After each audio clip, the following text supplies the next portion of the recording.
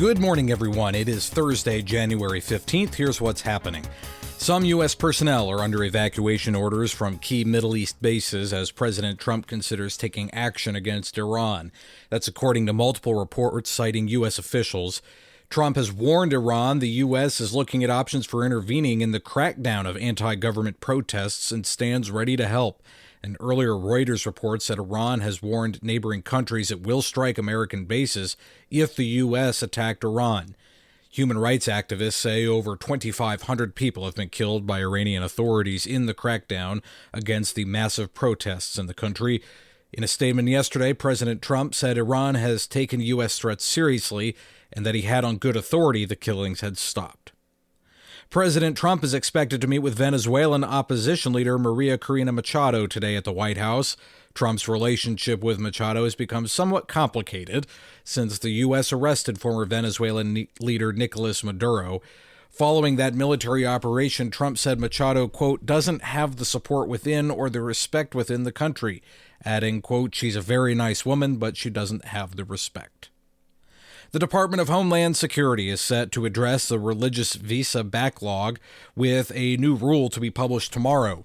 That's according to a DHS spokesperson. The new rule removes the requirement that at the end of their 5-year stay, religious workers must leave the U.S. for at least a year before applying for readmission. Now there's not a minimum time they must reside outside the U.S.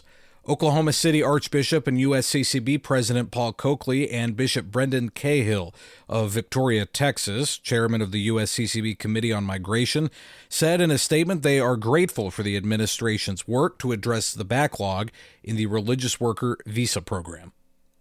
The Vatican's Court of Cassation has cleared the way for the appeals phase of the Secretariat of State funds trial tied to Cardinal Angelo Becciu. Judges rejected final procedural challenges and accepted the recusal of the Vatican's prosecutor, narrowing the appeal to defense arguments. The case involves the Vatican's London property investment and earlier convictions, including a prison sentence for Cardinal Becciu. The appeals hearings resume February 3rd. Multiple reports say Germany, Sweden, and Canada are sending troops to Greenland. This comes amid President Trump's threats to take control of the self-governing Danish territory. Before meeting with officials from Denmark and Greenland yesterday, Trump said anything less than U.S. control of Greenland would be unacceptable.